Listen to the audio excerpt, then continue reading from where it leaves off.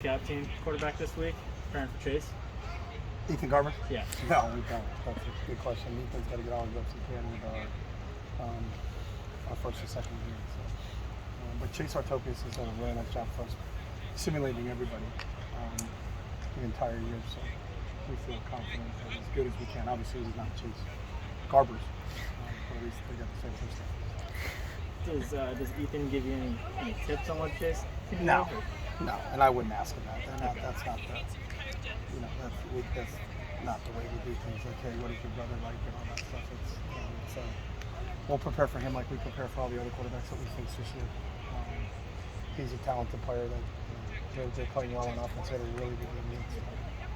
Stanford last week, they run the ball really well, and he's part of the running game. He can affect the game with his feet, as I said earlier. I think he's the all-time leading rusher as a quarterback at Cal. And he's doing a really nice job in running their offense. I think Bill Musk's doing a really good job. Cal's kind of come on in the last couple of weeks on offense, scored a lot of points. What have you seen from them in terms of getting a little more momentum? I mean, obviously they had the little blip there where they didn't play, so they really, and then the week before that they played Arizona and they scored 3 points. So they've only had one game back since they've been healthy, and that was against Stanford. So they were really balanced in that game. I thought they mixed the pass and the run really well. They also mixed their formations really well.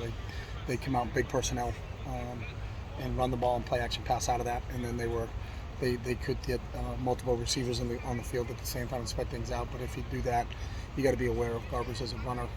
So I think they're doing a really nice job of mixing and matching and not letting you key in on one thing. They also run a ton of trick plays, so they kind of keep you on your toes that way.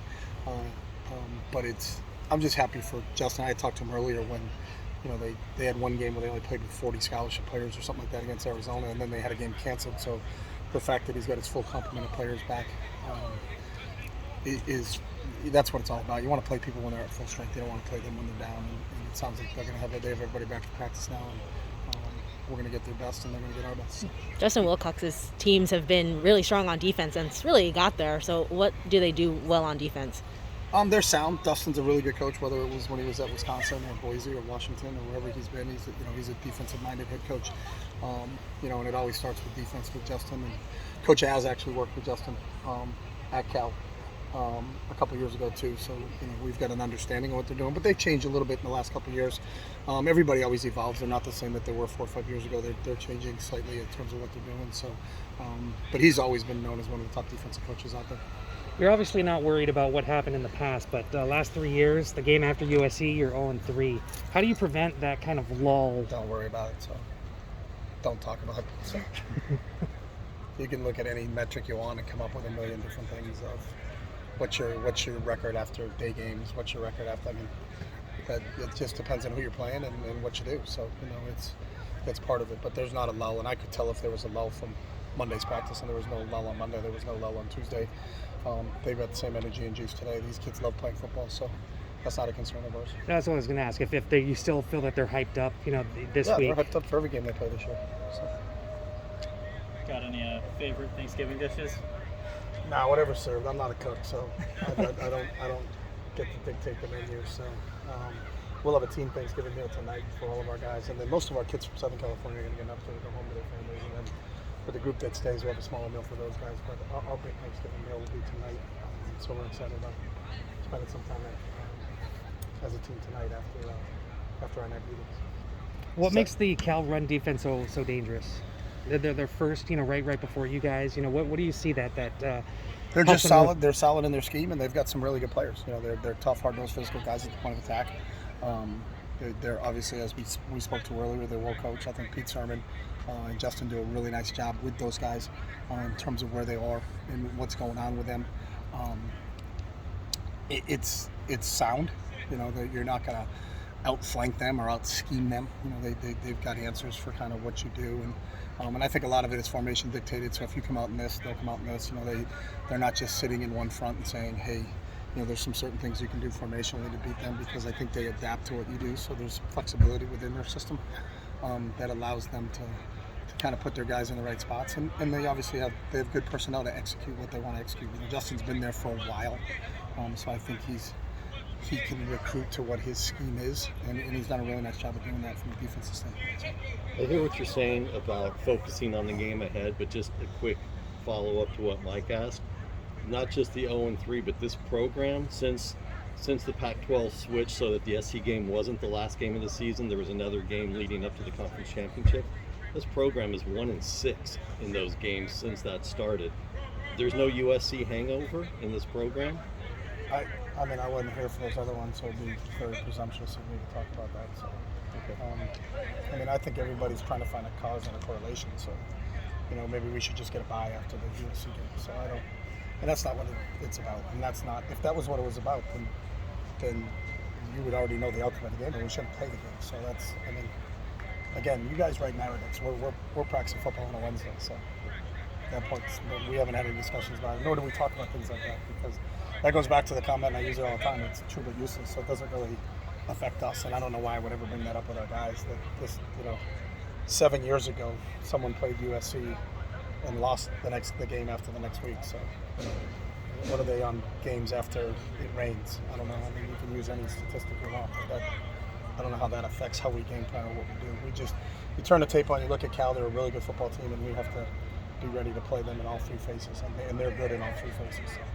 Saturday, with it being senior day, you've got obviously the 6th-year seniors who have exhausted their eligibility, and they'll get their names announced, whatever kind of ceremony gets done. What process do you go through during the week with other seniors who have the ability to come back? What conversations get had about whether they're coming back? Yeah, anybody or that not? wants to walk on senior day can walk on senior day. Okay. So that's all. That's anybody who walks on senior day. That's their option to walk on senior day. So that's available to anybody. But it's not an indicator then that they're not coming back. No, I mean we had kids who walked on senior day last year and they came back. So I mean, and I think Ethan Fernandez walked on 3 senior days, and he's back. So it's a different world. With all the COVID, who gets what? Are they going to allow waivers? There's a lot of different things. Some kids may have had an injury early in their career and they can actually apply for a medical red shirt. There's a lot of different things that go into eligibility. And this year, more than any, you're juggling a lot of things. So, there could be kids that walk this Saturday that play for us next year and they get to walk for 2 senior days. So we've had kids walk for 2 senior days before. It's a unique time for everybody. So, our job in the education process is to make sure everybody understands kind of where they are. Is there a waiver that's required? Is there a waiver that's not required? Because it's not an automatic. The only guys that get automatic back in from a COVID standpoint, from our understanding, were those 6-year seniors that could get the extra year. Then everyone else will have to apply for a waiver. But then they say it looks very encouraging. So we get all that information to them. We also have some 3rd-year kids that can leave and go to the draft. So that there's that whole other dynamic that you have to deal with. So there'll be a lot of roster balls in the air, so to speak, this year more than any other year, and that's the same for every college program throughout the country that you're going to have to manage, because you still have to get under 85 scholarships. So that's another component to it that I think is where are you from that standpoint? Getting back to 85, this is the only year you could be over, and we were over a couple because of the Ethans and the Paul Grattons and the Q Knights of the world. So there's a lot of different things, but there could be some kids that walk on Saturday. So the way we did it is anybody that wants to walk on Saturday as a senior is allowed to. If there's eligibility remaining, you still will figure out what's the best interest of you, in terms of where you are and how you want to do it. So That sounds like a full-time job, just managing the numbers with the NCAA and what their systems are. yeah, but it's the same for every school. So we all understand what we have to do, and we gotta, at some point in time, you can only be at 85 from a scholarship standpoint, and you can be at, I think it's 110 as a roster standpoint. And roster management this year is just something that's probably at the top of everybody's list, just because of what went on with COVID and COVID waivers and things like that. And then throw in the transfer portal, which I think is going to blow up on Sunday. Because every FBS school will be done playing on Sunday. The only schools left to be the teams playing in the championship games. But there's been numerous schools that have had 7, 8, 9 players go in during the season. So I would imagine everybody's going to have some kids going after the season, because the one thing that the student athletes understand now is that they're instantly eligible. Before, you would have to graduate to become instantly eligible, or you'd have to go down to be instantly eligible. If you were going to transfer from FBS to FBS, you'd have to sit. And so now you don't have to sit. So I think on Sunday you're going to see it. Just happened in the FCS. There's a ton of FCS kids that have gone into the portal because their season ended last week and the playoffs start this week. So I think the same thing will happen on to add to the roster management is the whole management of the transfer part of it. I think is going to be,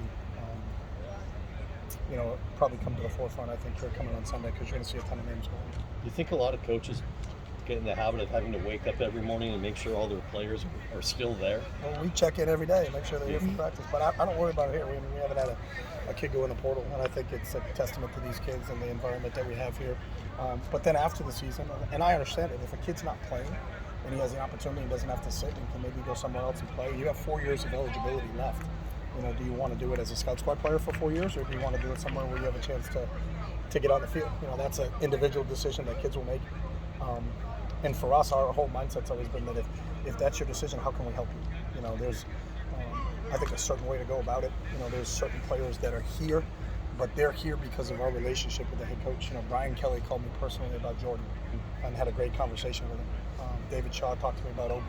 I talked to David Cutcliffe about Britton Brown. So I think sometimes people look at transfers as a bad thing, but our job is to help our players be successful. And if someone feels that they can be successful somewhere else, then how can we help you do that? I think that the days of transferring and he's leaving your school, so he's disloyal to you, that's not the case. It's kids want to play. And if there's an opportunity for a kid that's not playing for us that could play maybe somewhere else, maybe at a Mountain West school or another school, then I have no problem calling a Brent Brennan and saying, hey, Brent, I got a kid that has expressed interest in your school. Do you have an opening, or what can you do? How can I advise them? I think that's what our role as coaches is, because whether they spend a day here or whether they spend 4 years here, our job is to help them. And if they feel that trying to go play at another school is beneficial, then we'll assist in any way possible. So. Thanks, Coach. All right, guys.